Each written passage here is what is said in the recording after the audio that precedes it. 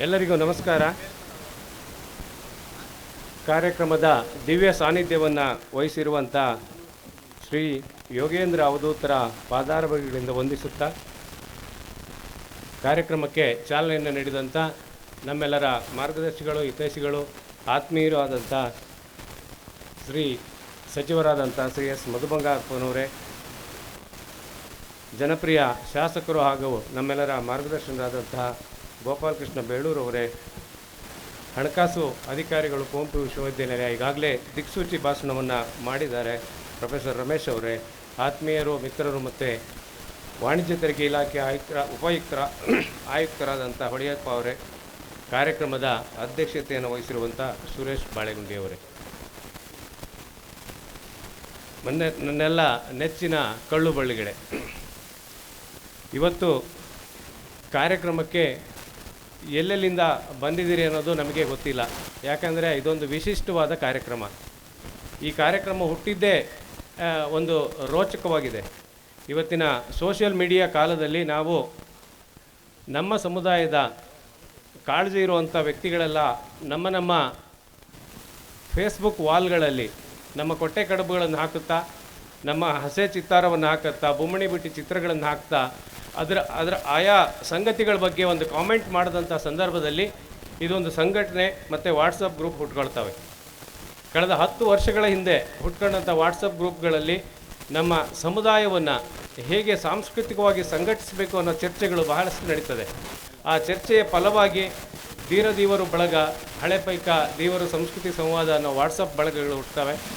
ಆ ಬಳಗಗಳಲ್ಲಿ ಸಾಕಷ್ಟು ಚರ್ಚೆಗಳನ್ನು ನಮ್ಮ ಸಮುದಾಯದ ಕುರಿತಾದ, ಅಂದರೆ ಬುಡಕಟ್ಟು ಸಂಸ್ಕೃತಿಯನ್ನು ಕುರಿತಾದಂಥ, ನಮ್ಮ ಸಮುದಾಯದ ದೊಡ್ಡ ದೊಡ್ಡ ಲೇಖಕರು ಬರೆದಂಥ ಪುಸ್ತಕಗಳ ಬಗ್ಗೆ, ನಾಟಕಗಳ ಬಗ್ಗೆ, ಕಾರ್ಯಕ್ರಮಗಳ ಬಗ್ಗೆ ಸಾಕಷ್ಟು ಚರ್ಚೆಗಳು, ವಿಮರ್ಶೆಗಳು, ಆನ್ಲೈನ್ ಮೀಟಿಂಗ್ಗಳು ಈ ಥರ ನಡೆದು ಒಂದು ಜಾಗೃತಿ ತನ್ನೊಳಗೆ ತಾನು ಪ್ರವಹಿಸುತ್ತಾ ಸಾಗ್ತಾ ಇದೆ. ಆ ಪ್ರವಾಹದ ಭಾಗವಾಗಿ ಇವತ್ತು ದೇವರ ಸಾಂಸ್ಕೃತಿಕ ವೈಭವ ಅನ್ನೋ ಒಂದು ಕಾರ್ಯಕ್ರಮ ಹುಟ್ಕೊಳ್ಳುತ್ತೆ.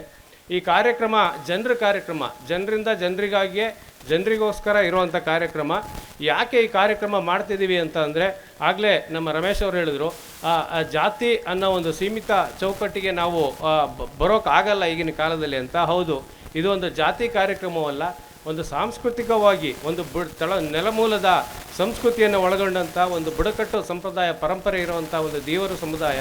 ಈ ಸಮುದಾಯದ ಆಚಾರ ವಿಚಾರಗಳು ಅಲ್ಲಲ್ಲೇ ಕಳೆದು ಹೋಗಬಾರ್ದು, ಒಂದು ನಮ್ಮ ಈಗಿನ ಪೀಳಿಗೆಗೆ ಆ ಕಲೆಗಳು ದಾಟಬೇಕು ಅನ್ನೋ ಉದ್ದೇಶದಿಂದ ನಾವು ಈ ಕಾರ್ಯಕ್ರಮವನ್ನು ಮಾಡ್ತಾಯಿದ್ದೇವೆ.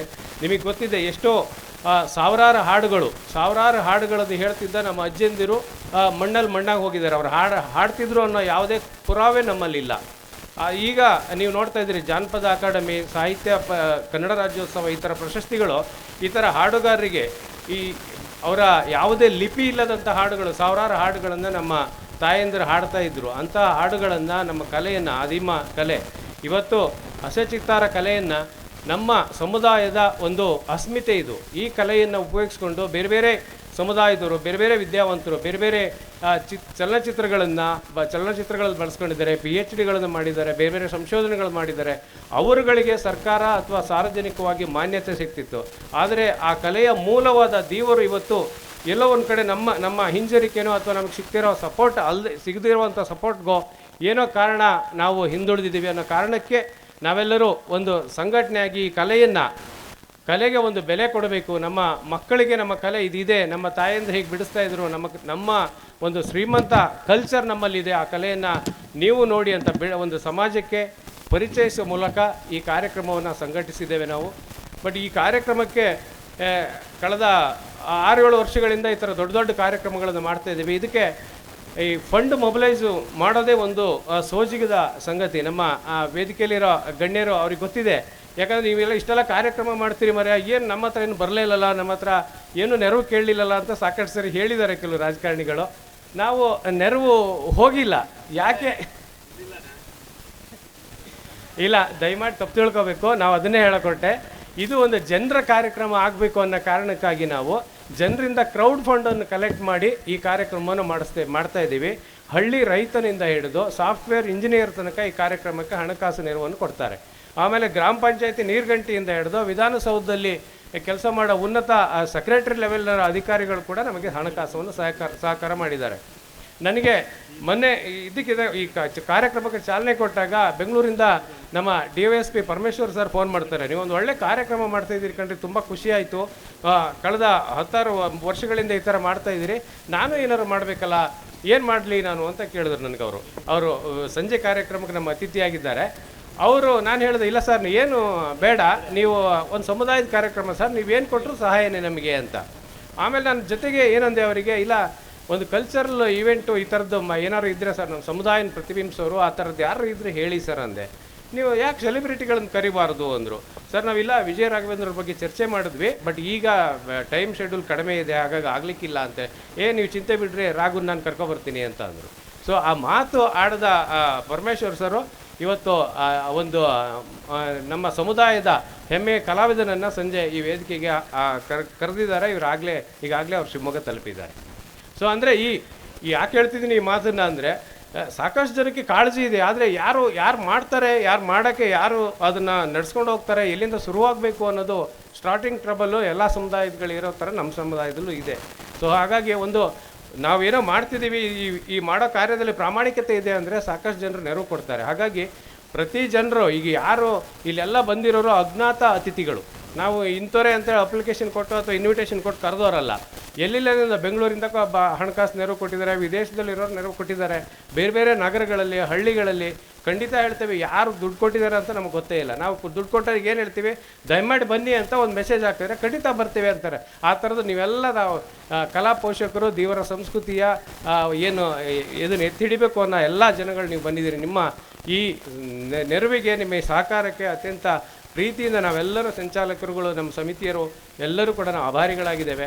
ಆಮೇಲೆ ಈ ಕಾರ್ಯಕ್ರಮಕ್ಕೆ ಮಾಡಿದಂಥ ಜನರುಗಳು ಏನು ಕಾರ್ಯಕರ್ತರಿದ್ದೀರಿ ಎಲ್ಲರೂ ಕೂಡ ಬೇರೆ ಬೇರೆ ಕೆಲಸ ಇರೋರು. ಅಂದರೆ ಇದೊಂದು ಸೀಮಿತ ಚೌಕಟ್ಟಿನ ಸಂಘಟನೆ ಅಲ್ಲ, ಇದು ನಾವು ಸಂಘಟನೆಗೆ ಒಂದು ಸಾಂಸ್ಥಿಕ ರೂಪವನ್ನು ಕೊಟ್ಟಿಲ್ಲ. ಆದರೆ ಎಲ್ಲರೂ ಇದ್ದೀವಿ, ಎಲ್ಲರದ್ದು ಕಾರ್ಯಕ್ರಮ ಆಗಬೇಕು ಅನ್ನೋ ಕಾರಣಕ್ಕೆ ಇದೊಂದು ಕಮಿಟಿ ಅಂತ ರಿಜಿಸ್ಟರ್ ಮಾಡಿ ನಾವು ಮಾಡಿಲ್ಲ. ಆ ಕಾರಣಕ್ಕಾಗಿ ಇದೊಂದು ಜನರ ಕಾರ್ಯಕ್ರಮ ಅಂತ ನಾನು ಹೇಳಿದೆ. ಸೊ ಹೀಗಾಗಿ ಇಂತಹ ದೊಡ್ಡ ಕಾರ್ಯಕ್ರಮಕ್ಕೆ ನಮ್ಮ ಸಚಿವರು ಕೂಡ ಹಿಂದೂ ಒಂದು ಸರಿ ಬಂದಿದ್ರು ಈ ಕಾರ್ಯಕ್ರಮಕ್ಕೆ. ಇನ್ನು ಕೆಲವರಿಲ್ಲ, ಪ್ರತಿ ವರ್ಷ ನಾವೇ ಅಂತ ಬರೋದು, ಬೇರೆ ಬೇರೆ ಕರೀರಿ ಅಂತ.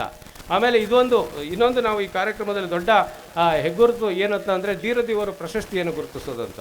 ಯಾಕಂದರೆ ನಮ್ಮ ಸಮುದಾಯದಲ್ಲಿ ಸಾಕಷ್ಟು ಈ ಬರೀ ಹಸೆ ಚಿತ್ತಾರ ಒಂದೇ ಅಲ್ಲ, ಕೃಷಿ ಆಯಿತು, ಸೈನ್ಸ್ ಆಯಿತು, ಶಿಕ್ಷಣ ಆಯಿತು, ಆರೋಗ್ಯ, ಎಲ್ಲ ಕ್ಷೇತ್ರದಲ್ಲೂ ಸಾಧಕರಿದ್ದಾರೆ. ಆ ಸಾಧಕರನ್ನು ನಮ್ಮನೆ ಅತಿಥಿಗಳನ್ನು ನಾವು ಗುರುತಿಸಿದ್ರೆ ಬೇರೆ ಯಾರು ಗುರುತಿಸ್ಬೇಕು ಅಂತೇಳಿ, ಹಿತ್ತಲಗಿಡ ಮೊದಲ ಅಂತೇಳಿ ನಮ್ಮವರಿಗೆ ಯಾರೂ ಗುರುತಿಸಲ್ಲ. ಹಾಗಾಗಿ ತುಂಬ ಸಾಧನೆ ಮಾಡಿದಂಥ 60 ವರ್ಷದ ಮೇಲ್ನವ್ರನ್ನ ಗುರುತಿಸಿ ನಾವು ಧೀರದೇವರ ಪ್ರಶಸ್ತಿಯನ್ನು ಕೊಡ್ತಾಯಿದ್ದೀವಿ. ಆ ಪ್ರಶಸ್ತಿ ಪುರಸ್ಕೃತರು ಕೂಡ ಈಗಾಗಲೇ ಬಂದಿದ್ದಾರೆ ನಮ್ಮ ಕಾರ್ಯಕ್ರಮಕ್ಕೆ. ಹಾಗಾಗಿ ಇಂಥದ್ದೊಂದು ಮೌಲಿಕ ಕಾರ್ಯಕ್ರಮಕ್ಕೆ ನಿಮ್ಮೆಲ್ಲರ ಸಹಕಾರ ದೊಡ್ಡ ಕೊಡುಗೆ. ಯಾಕಂದರೆ ನೀವೆಲ್ಲ ನಿಮ್ಮ ಸಹಕಾರ ಇಲ್ಲದಿದ್ದರೆ ಇಂಥ ಕಾರ್ಯಕ್ರಮವನ್ನು ಮಾಡಲಿಕ್ಕಾಗಲ್ಲ. ಈ ರೂಪದಲ್ಲಿ ಈ ಕಾರ್ಯಕ್ರಮ ಹುಟ್ಕೊಂಡಿದೆ.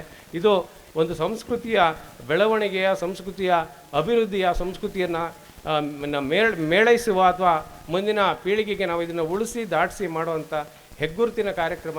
ಇನ್ನೂ ನಿರಂತರವಾಗಿ ಈ ಕಾರ್ಯಕ್ರಮ ನಡೀತದೆ. ನಿಮ್ಮೆಲ್ಲರ ಸಹಕಾರ ಇರಲಿ. ಅದೇ ರೀತಿ ನಮ್ಮ ಗುರುಗಳು ಈ ಕಾರ್ಯಕ್ರಮದಲ್ಲಿ ನಾವು ಅವರಿಗೆ ಹೇಳಿದಾಗ, ಇಲ್ಲ ನಾನು ಇಡೀ ದಿನ ನಿಮ್ಮ ಕಾರ್ಯಕ್ರಮದಲ್ಲಿ ಇರ್ತೀನಿ, ನೀವು ಒಳ್ಳೆ ಕಾರ್ಯಕ್ರಮ ಮಾಡ್ತೀರಿ, ನಮ್ಮ ಬೆಂಬಲ ಯಾವತ್ತೂ ಇರುತ್ತೆ ಅಂತ ನಮ್ಮ ಯೋಗೇಂದ್ರ ಶ್ರೀಗಳು ನಮಗೆ ಬೆಂಗಾವಲಾಗಿ ನಿಂತಿದ್ದಾರೆ. ಅದೇ ರೀತಿ ಎಲ್ಲ ಸಮುದಾಯದಲ್ಲಿ, ಉದಾಹರಣೆಗೆ ನಮ್ಮ JD ನಾರಾಯಣಪ್ಪನವರು ಇದ್ದಾರೆ, ಅವರು ಈ ರಾತ್ರಿ ಕೂಡ ನಮ್ಮ ಜೊತೆ ಕೆಲಸ ಮಾಡಿ ಹೋಗಿದ್ದಾರೆ ಇಲ್ಲಿ ಬಂದು. ಸೊ ಹಾಗಾಗಿ ಈ ಥರ ಹಿರಿಯ ಎಲ್ಲ ಡಾಕಪ್ಪ ಕಣ್ಣೂರು ಇರ್ಬೋದು, ಡಾಕ್ಟರ್ ಜ್ಞಾನೇಶ್ ಇರ್ಬೋದು, ಈ ಥರ ಸಾಕಷ್ಟು ಜನ, ಉಮೇಶ್, ಎಲ್ಲ ಜನಗಳು, ಏನೇನು ನಮ್ಮ ಕ್ರಿಮಿಲೇಯರ್ ಇರುವಂಥ ಎಲ್ಲ ಜನಗಳು ಈ ಕಾರ್ಯಕ್ರಮಕ್ಕೆ ನೀವು ಮಾಡಿ ನಾವಿದ್ದೇವೆ. ಒಂದು ಕಲ್ಚರನ್ನು ಬೆಳೆಸೋಣ, ನಮ್ಮ ಸಮುದಾಯದಲ್ಲಿ ಕಳೆದು ಹೋಗ್ತಿರೋ ಕಲ್ಚರನ್ನ ಮತ್ತೆ ಮುಂದೆ ಬೆಳೆಸಿ ಮುಂದಿನ ಪೀಳಿಗೆಗೆ ದಾಟಿಸಿ ಅಂತ ಕಕ್ಕುಲಾತಿಯನ್ನು ತೋರಿ ನಮಗೆಲ್ಲರೂ ಸಹಕಾರ ಮಾಡಿದ್ದಾರೆ. ಈ ಸಹಕಾರಕ್ಕೆ ಎಲ್ಲ ನಮ್ಮ ಸಂಘಟಕರ ಪರವಾಗಿ, ಸಂಘಟಕರು ತುಂಬ ಬೇರೆ ಬೇರೆ ಎಂಪ್ಲಾಯ್ಸ್ ಇದ್ದಾರೆ ಅವರು, ಯಾಕಂದ್ರೆ ಫುಲ್ ಟೈಮ್ ಟೈಮ್ ಕೊಡ್ಲಿಕ್ಕೆ ಆಗಲ್ಲ.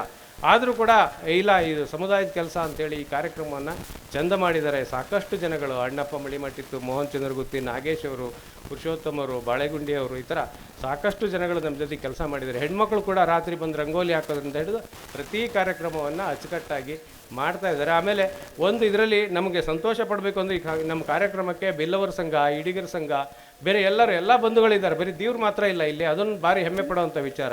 ಕಳೆದ 5 ವರ್ಷಗಳಿಂದ ನಾವೇನು ಕಾರ್ಯಕ್ರಮ ಮಾಡ್ತಿದ್ದೀವಿ, ಈಡಿಗ ಸಮುದಾಯದ ಸಹಪಂಗಡಗಳು ಏನಿದ್ದಾವೆ ಅವೆಲ್ಲವೂ ಕೂಡ ನಮಗೆ ನೆರವನ್ನು ನೀಡಿದ್ದಾವೆ, ನಮ್ಮ ಜೊತೆಗೆ ಬೆಂಗಾವಲವಾಗಿ ಬಂದಿದ್ದಾರೆ. ಅವರೆಲ್ಲರಿಗೂ ಕೂಡ ನಮ್ಮ ಪ್ರೀತಿ ಮತ್ತು ಆದರಗಳನ್ನು ತೋರ್ತೇವೆ. ಮತ್ತೆ ಈ ಕಾರ್ಯಕ್ರಮವನ್ನು ಮಾಡೋಣ. ಮತ್ತೆ ದೇವರು ಯಾರಿಗೇನು ಕಮ್ಮಿ ಇಲ್ಲ. ಈ ಸಂಸ್ಕೃತಿಯ ರಾಯಭಾರಿಗಳು ನಾವು, ಈ ನೆಲದ ಸಾಂಸ್ಕೃತಿಕ ರಾಯಭಾರಿಗಳು ನಾವು ಅಂತ ಹೆಮ್ಮೆಯಿಂದ ಹೇಳೋಣ ಅಂತ ನಿಮ್ಮೆಲ್ಲರಲ್ಲಿ ಕೇಳಿಕೊಂಡು ನನ್ನ ಪ್ರಾಸ್ತಾವಿಕ ನುಡಿಗಳನ್ನು ಮುಗಿಸ್ತೇನೆ. ನಮಸ್ಕಾರ.